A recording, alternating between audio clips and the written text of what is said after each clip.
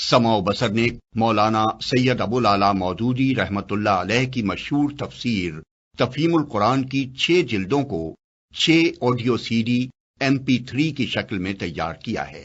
بسم اللہ الرحمن الرحیم، اللہ کے نام سے جو رحمان اور رحیم ہے۔ الف لام میم، ذالک الکتاب لا ریب فیہ ھدی للمتقین الذین یؤمنون بالغیب ویقیمون الصلاة ومما رزقناہم ينفقون۔ یہ اللہ کی کتاب ہے، اس میں کوئی شک نہیں ہے، ہدایت ہے ان پرہیزگاروں کے لیے جو غیب پر ایمان لاتے ہیں، نماز قائم کرتے ہیں، جو رزق ہم نے ان کو دیا ہے اس میں سے خرچ کرتے ہیں۔ الف لام میم، یہ حروف مقطعات قرآن مجید کی بعض صورتوں کے آغاز میں پائے جاتے ہیں۔ جس زمانے میں قرآن مجید نازل ہوا ہے اس دور کے اسالیب بیان میں اس طرح کے حروف مقطعات کا استعمال عام طور پر معروف تھا۔ خطیب اور شعراء دونوں اس اسلوب سے کام لیتے تھے، چنانچہ اب بھی کلام جاہلیت کے جو نمونے محفوظ ہیں ان میں اس کی مثالیں ہمیں ملتی ہیں۔ اس استعمال عام کی وجہ سے یہ مقطعات کوئی چیزتا نہ تھے جس کو بولنے والے کے سوا کوئی نہ سمجھتا ہو، بلکہ سامعین بالعموم جانتے تھے کہ ان سے مراد کیا ہے۔ یہی وجہ ہے کہ قرآن کے خلاف نبی صلی اللہ علیہ وسلم کے ہم اصل مخالفین میں سے کسی نے بھی یہ اعتراض کبھی نہیں کیا کہ یہ بے معنی حروف کیسے ہیں جو تم بعض صورتوں کی ابتدا میں بولتے ہو، اور یہی وجہ ہے کہ صحابہ کرام رضوان اللہ تعالی علیہم اجمعین سے بھی ایسی کوئی روایت منقول نہیں ہے کہ انہوں نے نبی صلی اللہ علیہ وسلم سے ان کے معنی پوچھے ہوں۔ بعد میں یہ اسلوب عربی زبان میں متروک ہوتا چلا گیا اور اس بنا پر مفسرین کے لیے ان کے معنی متعین کرنا مشکل ہو گیا، لیکن یہ ظاہر ہے کہ نہ تو ان حروف کا مفہوم سمجھنے پر قرآن سے ہدایت حاصل کرنے کا انحصار ہے، اور نہ یہی بات ہے کہ اگر کوئی شخص ان کے معنی نہ جانے گا تو اس کے راہ راست پانے میں کوئی نقص رہ جائے گا۔ لہذا ایک عام ناظر کے لیے کچھ ضروری نہیں ہے کہ وہ ان کی تحقیق میں سرگرداں ہو۔ یہ اللہ کی کتاب ہے، اس میں کوئی شک نہیں ہے۔ اس کا ایک سیدھا سادہ مطلب تو یہ ہے کہ بے شک یہ اللہ کی کتاب ہے، مگر ایک مطلب یہ بھی ہو سکتا ہے کہ یہ ایسی کتاب ہے جس میں شک کی کوئی بات نہیں ہے۔ دنیا میں جتنی کتابیں امور ما بعد طبیعت اور حقائق ما ورائے ادراک سے بحث کرتی ہیں وہ سب قیاس و گمان پر مبنی ہیں، اس لیے خود ان کے مصنف بھی اپنے بیانات کے بارے میں شک سے پاک نہیں ہو سکتے، خواہ وہ کتنے ہی یقین کا اظہار کریں۔ لیکن یہ ایسی کتاب ہے جو سراسر علم حقیقت پر مبنی ہے، اس کا مصنف وہ ہے جو تمام حقیقتوں کا علم رکھتا ہے، اس لیے فی الواقع اس میں شک کے لیے کوئی جگہ نہیں۔ یہ دوسری بات ہے کہ انسان اپنی نادانی کی بنا پر اس کے بیانات میں شک کریں۔ ہدایت ہے ان پرہیزگاروں کے لیے، یعنی یہ کتاب ہے تو سراسر ہدایت اور رہنمائی، مگر اس سے فائدہ اٹھانے کے لیے ضروری ہے کہ آدمی میں چند صفات پائی جاتی ہوں۔ ان میں سے اولین صفت یہ ہے کہ آدمی پرہیزگار ہو، بھلائی اور برائی میں تمیز کرتا ہو، برائی سے بچنا چاہتا ہو، بھلائی کا طالب ہو اور اس پر عمل کرنے کا خواہش مند ہو۔ رہے وہ لوگ جو دنیا میں جانوروں کی طرح جیتے ہوں، جنہیں کبھی یہ فکر لاحق نہ ہوتی ہو کہ جو کچھ وہ کر رہے ہیں وہ صحیح بھی ہے یا نہیں، بس جدھر دنیا چل رہی ہو یا جدھر خواہش نفس دھکیل دے یا جدھر قدم اٹھ جائیں اسی طرف چل پڑتے ہوں، تو ایسے لوگوں کے لیے قرآن میں کوئی رہنمائی نہیں ہے۔ جو غیب پر ایمان لاتے ہیں، یہ قرآن سے فائدہ اٹھانے کے لیے دوسری شرط ہے۔ غیب سے مراد وہ حقیقتیں ہیں جو انسان کے حواس سے پوشیدہ ہیں اور کبھی براہ راست عام انسانوں کے تجربے و مشاہدے میں نہیں آتی، مثلا خدا کی ذات و صفات، ملائکہ، وحی، جنت، دوزخ وغیرہ۔ ان حقیقتوں کو بغیر دیکھے ماننا اور اس اعتماد پر ماننا کہ نبی ان کی خبر دے رہا ہے، ایمان بالغیب ہے۔ آیت کا مطلب یہ ہے کہ جو شخص ان غیر محسوس حقیقتوں کو ماننے کے لیے تیار ہو صرف وہی قرآن کی رہنمائی سے فائدہ اٹھا سکتا ہے۔ رہا وہ شخص جو ماننے کے لیے دیکھنے اور چکھنے اور سونگھنے کی شرط لگائے اور جو کہے کہ میں کسی ایسی چیز کو نہیں مان سکتا جو ناپی اور تولی نہ جا سکتی ہو، تو وہ اس کتاب سے ہدایت نہیں پا سکتا۔ نماز قائم کرتے ہیں، یہ تیسری شرط ہے۔ اس کا مطلب یہ ہے کہ جو لوگ صرف مان کر بیٹھ جانے والے ہوں وہ قرآن سے فائدہ نہیں اٹھا سکتے۔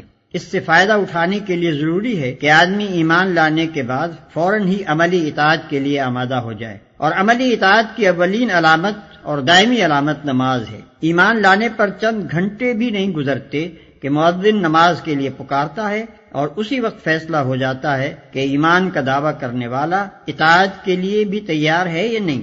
پھر یہ مؤذن روز 5 وقت پکارتا رہتا ہے، اور جب بھی انسان اس کی پکار پر لبیک نہ کہے، اسی وقت ظاہر ہو جاتا ہے کہ مدعی ایمان اطاعت سے خارج ہو گیا ہے۔ پس ترک نماز دراصل ترک اطاعت ہے، اور ظاہر بات ہے کہ جو شخص کسی کی ہدایت پر کاربند ہونے کے لیے ہی تیار نہ ہو، اس کے لیے ہدایت دینا اور نہ دینا یکساں ہے۔ یہاں یہ بھی سمجھ لینا چاہیے کہ اقامت صلاۃ ایک جامع اصطلاح ہے۔ اس کے معنی صرف یہی نہیں ہے کہ آدمی پابندی کے ساتھ نماز ادا کرے، بلکہ اس کا مطلب یہ ہے کہ اجتماعی طور پر نماز کا نظام باقاعدہ قائم کیا جائے۔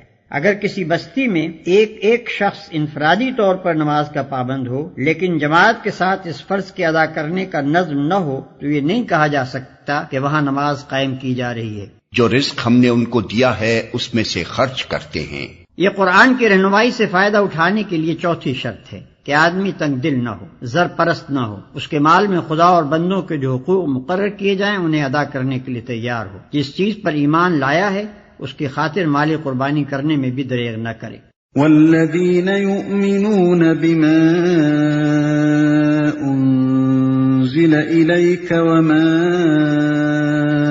انزل من قبلك وبالآخرة هم يوقنون۔ جو کتاب تم پر نازل کی گئی ہے یعنی قرآن، اور جو کتابیں تم سے پہلے نازل کی گئی تھیں ان سب پر ایمان لاتے ہیں اور آخرت پر یقین رکھتے ہیں۔ جو کتاب تم پر نازل کی گئی ہے یعنی قرآن، اور جو کتابیں تم سے پہلے نازل کی گئی تھیں ان سب پر ایمان لاتے ہیں۔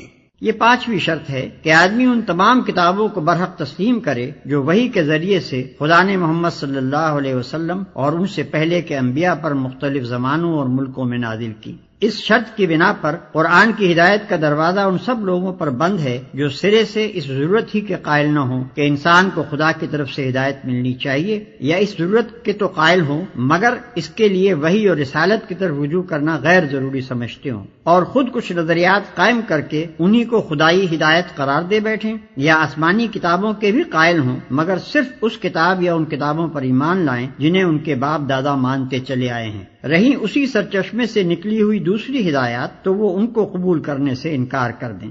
ایسے سب لوگوں کو الگ کر کے قرآن اپنا چشمہ فیض صرف ان لوگوں کے لیے کھولتا ہے جو اپنے آپ کو خدائی ہدایت کا محتاج بھی مانتے ہوں اور یہ بھی تسلیم کرتے ہوں کہ خدا کی یہ ہدایت ہر انسان کے پاس الگ الگ نہیں آتی بلکہ انبیاء اور کتب آسمانی کے ذریعے سے ہی خلق تک پہنچتی ہے، اور پھر وہ کسی نسلی و قومی تعصب میں بھی مبتلا نہ ہوں بلکہ خالص حق کے پرستار ہوں۔ اس لیے حق جہاں جہاں جس شکل میں بھی آیا ہے اس کے آگے سر جھکا دیں اور آخرت پر یقین رکھتے ہیں۔ یہ چھٹی اور آخری شرط ہے۔ آخرت ایک جامع لفظ ہے جس کا اطلاق بہت سے عقائد کے مجموعے پر ہوتا ہے۔ اس میں حسب ذیل عقائد شامل ہیں۔ 1 یہ کہ انسان اس دنیا میں غیر ذمہ دار نہیں ہے بلکہ اپنے تمام اعمال کے لیے خدا کے سامنے جواب دہ ہے۔ 2 یہ کہ دنیا کا موجودہ نظام ابدی نہیں ہے بلکہ ایک وقت پر جس سے صرف خدا ہی جانتا ہے اس کا خاتمہ ہو جائے گا۔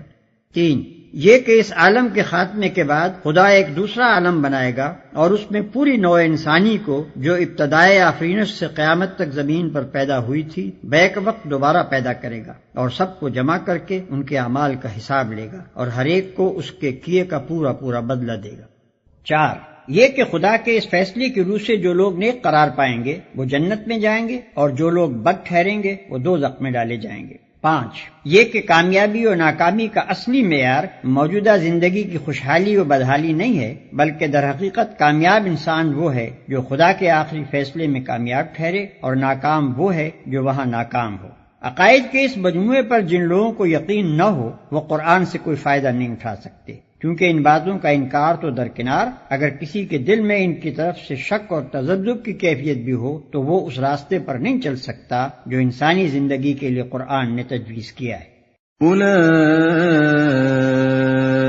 علی ھدی من ربہم واولئک ھم المفلحون۔ ایسے لوگ اپنے رب کی طرف سے راہ راست پر ہیں اور وہی فلاح پانے والے ہیں۔ ان الذين كفروا سواء عليهم أأنذرتهم ام لم تنذرهم لا يؤمنون۔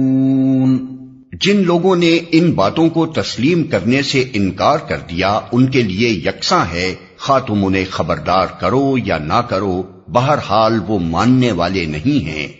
جن لوگوں نے ان باتوں کو تسلیم کرنے سے انکار کر دیا، یعنی وہ 6 کی 6 شرطیں جن کا ذکر اوپر ہوا ہے پوری نہ کی، اور ان سب کو یا ان میں سے کسی ایک کو بھی قبول کرنے سے انکار کر دیا۔ ختم اللہ علی قلوبہم وعلی سمعہم وعلی ابصارہم غشاوہ وعلى أبصارهم غشاوة ولهم عذاب عظيم۔ اللہ نے ان کے دلوں اور ان کے کانوں پر مہر لگا دی ہے اور ان کی آنکھوں پر پردہ پڑ گیا ہے، وہ سخت سزا کے مستحق ہیں۔ اللہ نے ان کے دلوں اور ان کے کانوں پر مہر لگا دی ہے۔ اس کا مطلب یہ نہیں ہے کہ اللہ نے مہر لگا دی تھی اس لیے انہوں نے تسلیم کرنے سے انکار کیا، بلکہ مطلب یہ ہے کہ جب انہوں نے ان بنیادی امور کو رد کر دیا جن کا ذکر اوپر کیا گیا ہے اور اپنے لیے قرآن کے پیش کردہ راستے کے خلاف دوسرا راستہ پسند کر لیا، تو اللہ نے ان کے دلوں اور کانوں پر مہر لگا دی۔ اس مہر لگنے کی کیفیت کا تجربہ ہر اس شخص کو ہوگا جسے کبھی تبلیغ کا اتفاق ہوا ہو۔ جب کوئی شخص آپ کے پیش کردہ طریقے کو جانچنے کے بعد ایک دفعہ رد کر دیتا ہے تو اس کا ذہن کچھ اس طرح مخالف سمت میں چل پڑتا ہے کہ پھر آپ کی کوئی بات اس کی سمجھ میں نہیں آتی۔ آپ کی دعوت کے لیے اس کے کان بہرے اور آپ کے طریقے کی خوبیوں کے لیے اس کی آنکھیں اندھی ہو جاتی ہیں، اور صریح طور پر محسوس ہوتا ہے کہ فی الواقع اس کے دل پر مہر لگی ہوئی ہے۔